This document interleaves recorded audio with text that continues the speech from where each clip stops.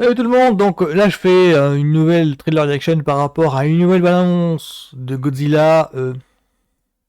Alors moi je vais l'appeler la série sur Godzilla, même si c'est pas ça vraiment les intentions de l'auteur. Simplement que là c'est de Monarch Legacy of Monsters dont je parle encore. Quand je dis je me parle encore, je crois que je crois que ça fait un mois que la première bande-annonce, que le premier teaser ou trailer, je sais pas du tout qu'est-ce que c'était, est passé. Alors Monarch Legacy of Monsters. C'est une série qui se déroule dans le Monsterverse, je crois que ça s'appelle comme ça. Grosso modo, c'est l'univers cinématographique de Godzilla et de King Kong, composé de 4-5 films. Il y a eu Godzilla, Kong Skull Island, il y a eu Godzilla War des Monstres, Kong vs Godzilla ou King Kong vs Godzilla. Je crois que ça fait 4-5 films, je crois que j'en oublie peut-être un. Mais en fait, ces films ont une caractéristique d'adapter le Godzilla Monsters. Oh, je sais plus comment ça. Les Ega, enfin, je sais pas.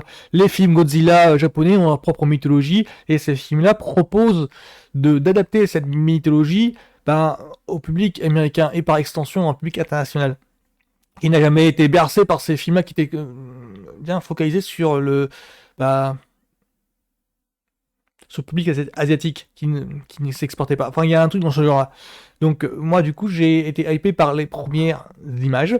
Et donc, bon, bah, je vais regarder les images de ce nouveau trailer sans plus attendre.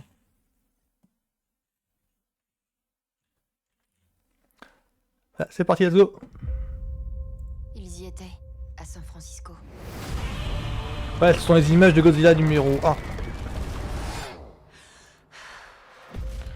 D'accord, donc Toute la ville brûlait. ça donne une origine au personnage Ce mec-là, issu des il films. prenait Donc, des photos. On aurait dit qu'il s'attendait que ça. Tu crois que votre père travaillait avec ces hommes? On a trouvé ça dans son coffre. Qui êtes-vous? C'est quoi, Monarque?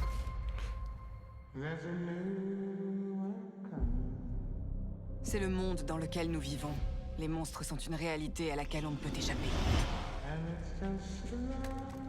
ah, juste le nom, ce monstre-là, on le connaît. Quand on regarde les Godzilla version japonaise, mais Cette vision va me donner des cauchemars. Cadrocel. Alors soit vous croyez les mensonges de Monarch sur la disparition de votre père, soit on essaie de découvrir ce qui lui est vraiment arrivé avant qu'il soit trop tard. Oui, là, c'est plus axé sur les personnages qui seraient issus des films. Enfin, de l'univers des films. Ce monde ne nous appartient pas. Vous pouvez me croire.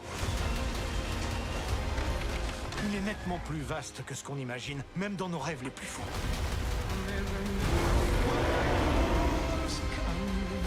Ces monstres et Monarch, ils m'ont volé tout ce que j'avais. C'est terminé.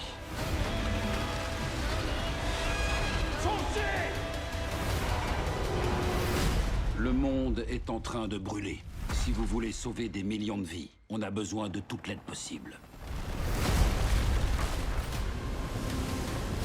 Mais ça a de la gueule, hein. Ça a de la gueule.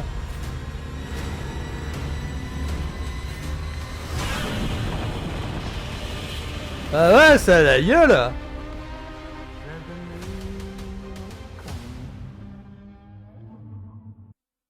Ah ouais, ça le fait bien, je trouve. J'aime bien.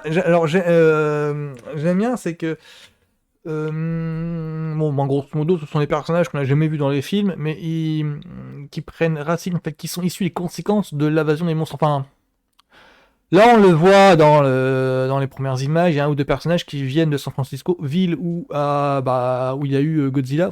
Je crois que Godzilla est intervenu.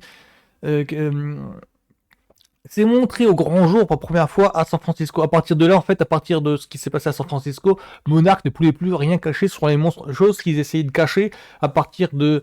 on voit au début de Godzilla, de Godzilla le premier, de Gareth Edwards, il me semble que c'est ça.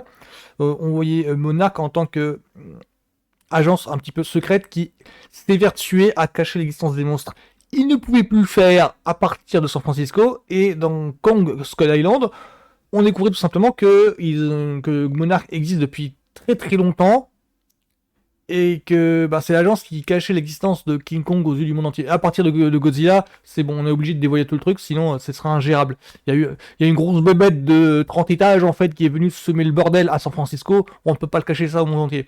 Surtout maintenant avec les réseaux sociaux. Donc là, c'était, pour ma part, c'est juste cette idée-là en fait, c'était très bon. C'est qu'en plus ils ont, alors par contre, je sais pas s'ils ont réutilisé des images, je ne pense pas. Je pense qu'ils ont dû vraiment retourner les images pour, je pense qu'ils ont dû faire de nouvelles images pour la série et égaliser, réétalonner les images en fait pour les rendre pour que l'insertion des images se fasse en douceur, qu'on ne puisse pas voir la différence.